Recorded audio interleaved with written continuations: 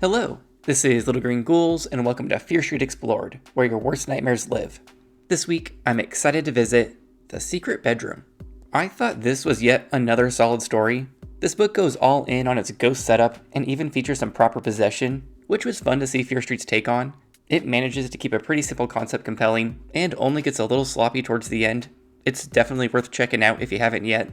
This 1991 cover is a lot of fun. At first glance, I nearly missed that skeleton hand wrestling for control of the door. I like how we get a solid look at Lee, who is rocking some mom jeans. But really, we've circled back at this point, and these haven't been mom jeans for like 5 years. It's a cover that for sure made me want to read more, but let's check out the blurb on the back. Lee, I've been waiting so long for you. Lee Carson can't believe it when her family moves into the creepy old house on Fear Street. Most creepy of all is the secret room up in the attic. The room has been locked and boarded up for at least 100 years. A murder was committed in that room, the story goes, and it's been closed up ever since. Lee knows she should stay away, but she thinks she hears footsteps inside the secret room, and voices. Someone, or something, is waiting for Lee in there. Should she open the door? Can she resist? Okay, let's start this summary. The book opens with an introduction to Lee Carson, and she's having a bad time. She just spilled a whole lunch tray of chili all over some random girl, and now the entire lunchroom is mocking her. Lee is new to Shadyside, and mostly friendless, but a helpful boy named Don Jacobs comes to her side and helps clean up the mess. I feel like we have quite a few protagonists that are new to Shadyside. I guess that's what happens when the population is constantly being killed off. Lots of available real estate. Lee is painfully shy as Don tries his best to flirt with her, and we eventually learn she moved to Fear Street a couple weeks ago when her parents bought a run-down house to fix up. Dawn powers through this awkwardness and manages to ask Lee out on a date, which she agrees to after stumbling out a reply. He eventually leaves, and Lee goes to finish her lunch with her only friend so far, Dina Martinson, last seen in the wrong number. She shares that the girl who just had chili dumped all over her is named Marcy, and she's been dating Dawn forever, so both girls don't understand why he would ask her out on a date. After school, Lee heads home and comments how creepy her house looks, even in the daylight. It kinda sounds like it looks like the Amityville horror house. Her parents love it because they're basically house flippers, but Lee thinks it's musty, dusty, and gross. Lee's room is the brightest in this dark, gloomy house. We also learn in passing that their realtor, Miss Thomas, is mother to Fear Street's best character, Sookie Thomas, so I hope she'll be making an appearance. Lee shares how Miss Thomas showed them the attic during the house tour, and they came across a boarded off room, which supposedly had been opened in over 100 years after a murder had been committed. Miss Thomas tries to reassure the family that most of the houses on Fear Street have a story like this, but that's not exactly reassuring logic.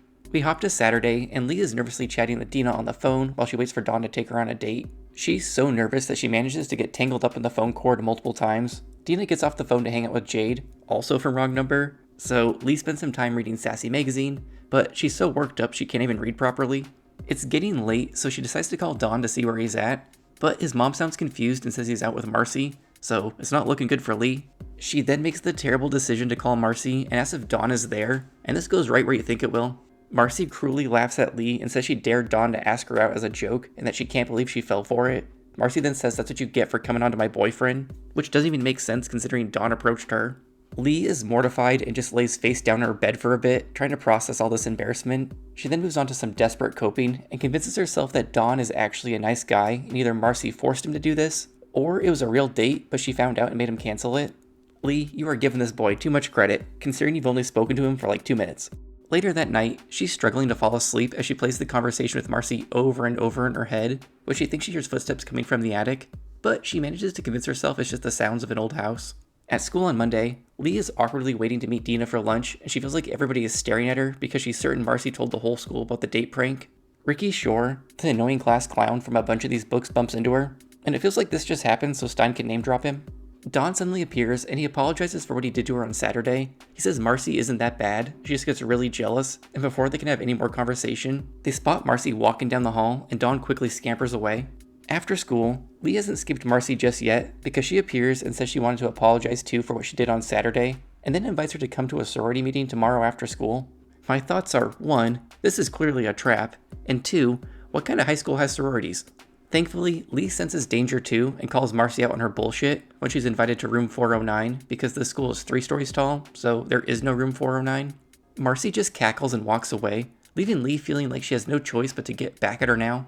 We jump to Saturday night, and Lee is having a lonely evening at home watching Ghost, which honestly sounds like a fine time to me. I love that movie.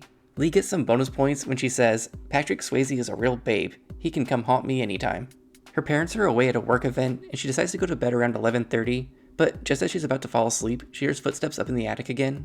Lee knows this is impossible, and decides she'll just have to find out what's making the sound herself.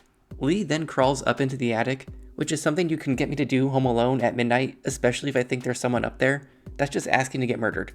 Up in the attic, she can't find the source of the noise, and just as she's getting ready to leave, she hears footsteps coming from the boarded up room, the one that hasn't been opened in over 100 years. Lee puts her head against the door, and then gets some shining elevator action as blood suddenly waterfalls from the top of the door.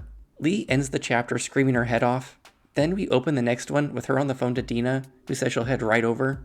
Lee sits on her bed, wondering if blood's gonna start pouring down from the ceiling, and decides just to nope on out of the situation entirely, and goes to leave the house. She then decides to call the police first, and an officer says he'll be right over. Dina appears in the doorway, and the two girls head up into the attic to investigate, because Dina thinks Lee probably just had a really vivid nightmare. Lee is adamant that it was real, but when they reach the secret door, there's no signs of blood. Lee has to tell the cop who stops by that nothing is actually wrong, but he reassures her that it's better to be safe than sorry on Fear Street. Dina heads home, and Lee retreats to bed, only to hear footsteps once again, but this time she just puts a pillow over her head and goes to sleep. The next morning, she tells her parents about the noises in the attic, but they think it's just raccoons or squirrels running around up there. We then have a couple more nights of Lee hearing noises in the attic, and her parents finding nothing. This moves on to having nightmares about the attic, and in one of these nightmares, she can hear a small girl's voice on the other side of the attic door. She removes the boards and finds the doorknob burning hot, but opens it anyways. Once inside, there's a blinding light that reveals Marcy, because I guess Lee is still suffering from that whole experience. The next week at school is extra lonely for Lee because Dina gets a new boyfriend and doesn't seem to have time for her anymore. She tries hanging out with Jade, but she's in a million clubs and doesn't have time for Lee either. She's also really annoying and kinda dumb, so trust me Lee, you're not missing much. On Saturday night, Lee is all alone once again while her parents are out partying. She tries to read a book in her room, but hears the footsteps above her once again. At this point, Lee is so over these obnoxious noises that she's no longer scared of whatever's going on up in that attic and decides to investigate. Outside the attic door, she can hear a low voice, but can't make out what's being said. She starts to tear off the 2x4s with her hands when suddenly a deafening roar happens and iron spikes shoot out from behind the door. Lee dodges them and then watches from the ground as the spikes retract back into the door. This once again causes Lee to flee out of the attic, and as she's standing at the bottom of the stairs, she hears the phone ringing. It ends up being none other than Don Jacobs. He invites her to hang out at the mall immediately, even though it's at this point 10 o'clock at night. They agree to meet at Pete's Pizza and Lee heads out. She's questioning her own judgment on meeting him, but is happy to have an excuse to leave the house. Once at the mall, she spots Don and happily jumps into the booth seat across from him, only to slide right next to Marcy. Don tries to indicate to Lee that he didn't invite Marcy, she just happened to show up and offers Lee to join them. Stine is trying to make Don way more sympathetic than he deserves because it's like Don can fuck off too. He's not helpless and doesn't have to do whatever Marcy says. Poor Lee makes a very quick and awkward exit from the table and proceeds to crash directly into a waitress, knocking her drink tray out of her hands. She's fuming this whole way home and channels this rage into productive energy because the moment she hears footsteps up in the attic, she storms up the stairs to find out what's behind the door. She presses her ear to the door, and this time she can hear a little girl inside pleading for someone to open the door. It feels like Lee is about to unleash some sort of demon that's been sealed up in there, but she opens it anyways, and we finally get to see what's behind this door. Lee found herself staring into a beautifully decorated, old-fashioned looking girl's bedroom. The room is lit with candles, two on a tall mahogany dresser, flickering against a back wall, and one inside a hurricane glass lamp, glowing brightly from a low table in the corner. The walls were papered in dark maroon wallpaper that appeared to be textured like felt. A large canopy bed, all pink and satiny, with a heavy quilted pink bedspread, practically filled the room. And sitting on that canopy bed, her hands folded in her lap, was a girl. The girl appeared about Lee's age. She was very beautiful in an old-fashioned kind of way. Her hair was a mass of golden ringlets, worn without a part, the tight yellow curls tumbling onto her forehead and down the sides of her perfect oval-shaped face. A black velvet hair ribbon was tied across the crown of her head. She had white skin that looked like it had never seen the sun, and tiny features, small blue eyes, and a perfect straight nose and a tiny mouth. She's like a little Victorian doll, Lee thought, staring from the doorway. She's even smaller than Dina, and more angelic looking. Lee finally has the realization that this girl is a ghost and races out of the room after the mystery girl wants to touch her hair. She locks the attic door and then goes to bed like this is no big deal. When she wakes up in the morning, she convinces herself that this has all been a dream. She ends up meeting Dina for tennis, and she tells Lee all about her new boyfriend, while Lee shares the experience in the attic room. The girls conclude Lee must be stressed about moving to a new school, so her subconscious is messing with her. Dina also warns Lee that Marcy is going after her hard. She's been telling everybody at school that Lee is throwing herself at Dawn, how pathetic she is, and how she acted this way at her last school too. Lee is hurt, but not very surprised to hear this, and says she's just going to try to avoid Dawn and Marcy. That night in her room, she decides to check out the attic once again, and is surprised to see that the boards are piled up just like she left them in her dream, because at this point, we all know it wasn't a dream. When she opens the door, she finds the strange girl sitting there, flickering in and out like candlelight. Lee realizes she can see right through this girl, and she finally introduces herself as Catherine. Lee is stunned, but then gets down to business and wants to know if this girl's a ghost and will be haunting her. Catherine says she sadly is a ghost, but doesn't plan on haunting Lee. Lee wants to know how long she's been a ghost for, but Catherine isn't sure. She lost all track of time for many years and just floated around in nothingness before returning to this room and hasn't seen anyone since she died. Catherine then says that she was murdered for being evil, but in reality, she was somebody else's evil secret. Her parents had her outside of marriage, so they locked her away in the attic because they didn't want their reputations ruined. Catherine says she never saw the outside world and finally built up the courage to escape, but her parents caught her and murdered her. Then they dragged her body back to this room, so all Catherine has ever known both in life and death is this room. Catherine then shows off some ghost tricks and makes herself fade away like a puff of smoke, and then comes back and glows so brightly that Lee has to shield her eyes. All of this is too much for Lee to handle, and she tries to leave the room, but Catherine starts asking to please touch her hair, and when Lee doesn't let her, she suddenly grabs it from behind. Catherine drags Lee by the hair until they're face to face with each other as Lee begs for Catherine to let her go. She manages to break away and flees the attic. Once downstairs, it occurs to her that she may have left the attic door open, and she doesn't want Catherine getting loose, so back up to the attic she goes. She finds the attic door locked and shut and feels relief, but when she returns to her bedroom, one of her stuffed tigers that she's had since childhood suddenly starts to glow with demonic red eyes. We move past this quickly, and suddenly Lee is at school and overhears Marcy making up shit about her. Lee has to walk past a group of girls, and they all laugh at her because thanks to Marcy, the entire school now thinks she's pathetic. While walking home, Lee fantasizes about getting back at Marcy and finally concludes she doesn't want to just prank her, she wants to terrify Marcy. So, good thing you know a ghost. Lee and I are on the same wavelength, so the moment she gets home, she races up to the attic. She gets to the locked door and starts having second thoughts because she's dealing with an actual ghost after all.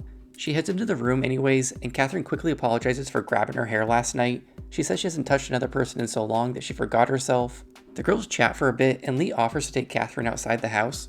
Catherine is ecstatic, and when she finds out that Lee wants to scare Marcy, she's all about it. The girls make a plan to make it look like Lee has telekinetic powers, so Catherine's gonna go around and pick things up in the house and make them float and shit.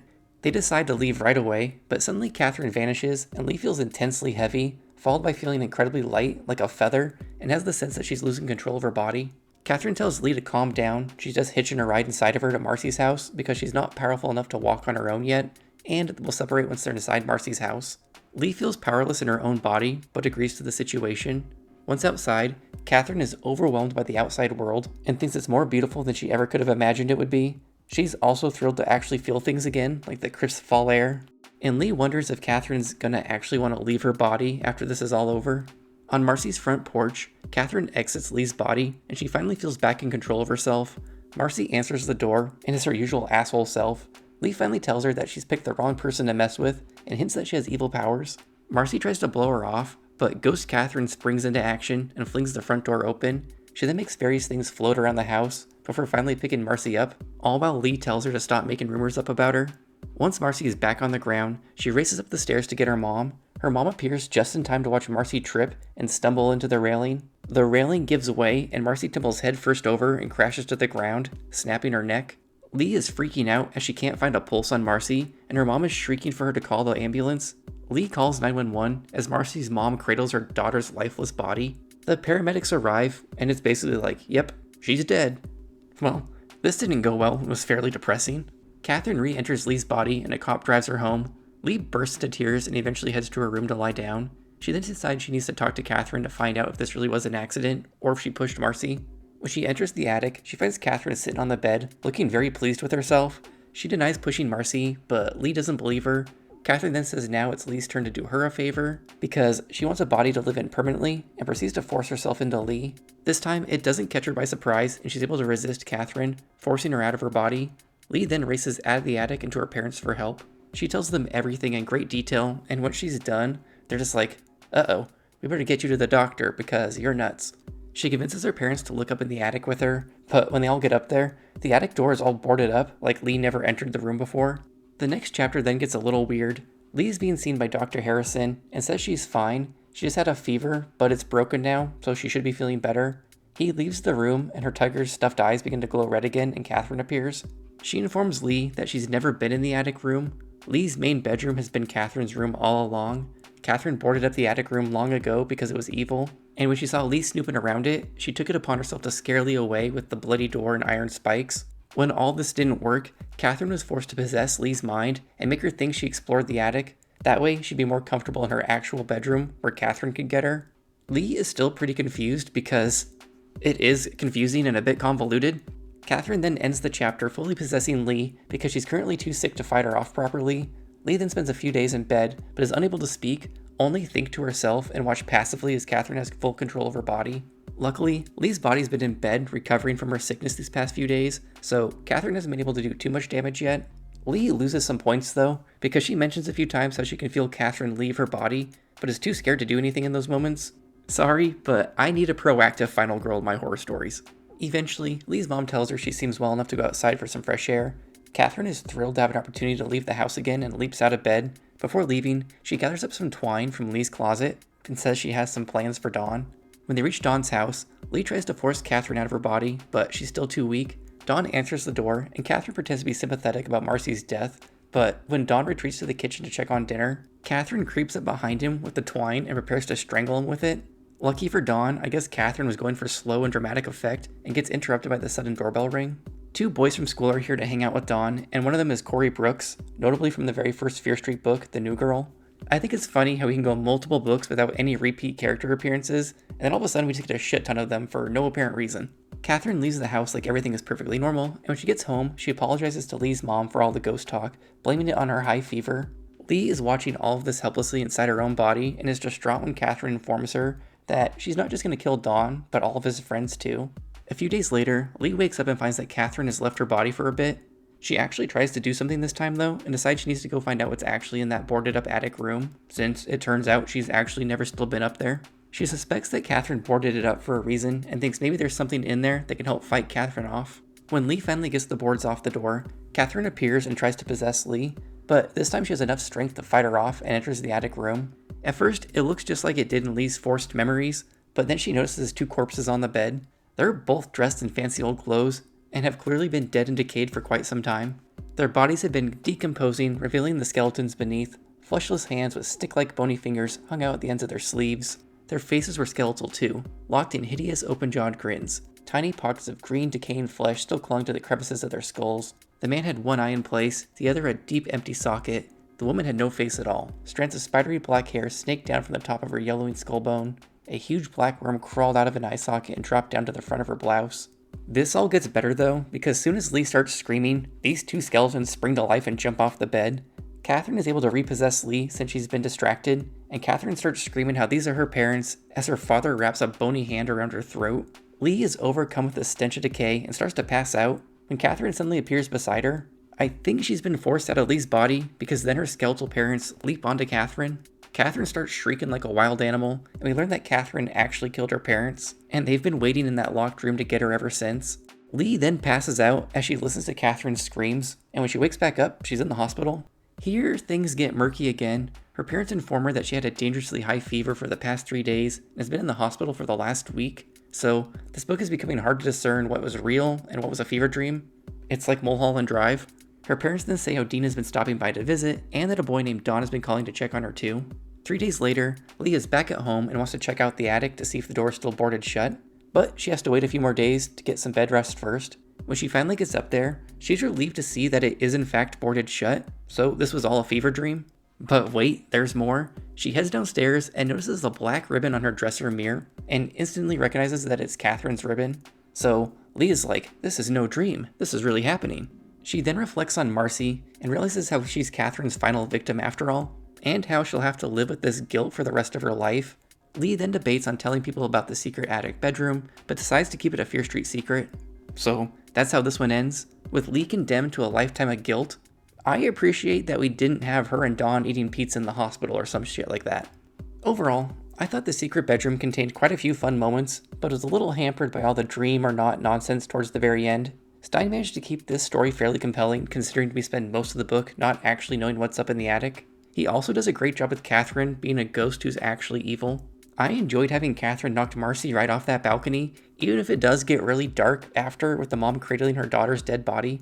I just don't think we needed all that dream and forced memory nonsense at the very end, because it just served to make the story convoluted when the plot up to that point was working just fine. I'm still going to give this one 4 out of 5 black ribbons. I enjoyed that this book ended on a bit of a downer too. It felt more natural that Lee would be grappling with Marcy's death after she found out this was all actually happened. Okay, for Fear Street deaths, in the secret bedroom, we had just one, with Marcy getting tossed right off the balcony and snapping her neck, all in front of her mother too. This brings our Fear Street series total to 12 deaths. In Fat 90s Moments, we had 6 this week. These included a 90s power pantsuit, getting tangled in the phone cord, Sassy Magazine, VCRs, Ghost, and Patrick Swayze. This brings our Fear Street series total to 71.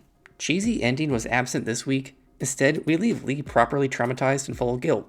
This leaves our Fear Street series total at 8. Well, that's it for the secret bedroom. Not much in the totals this week.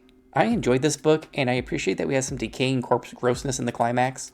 Next week, we're going to look at The Knife, and it sounds like we're going to have some hospital horror going on here that we've yet to see Stine tackle on this channel so far. Let me know in the comments what you thought of the secret bedroom. Did you like the fever dream elements? What was Dawn's problem? Did you enjoy Dina's reappearance? Also, what did you think of my haunted house horror clips this week? Rose red is kind of what I think of when I picture haunted houses with angry ghosts. Anyways, as always, thanks again for watching, and make sure you subscribe for the pride, the love,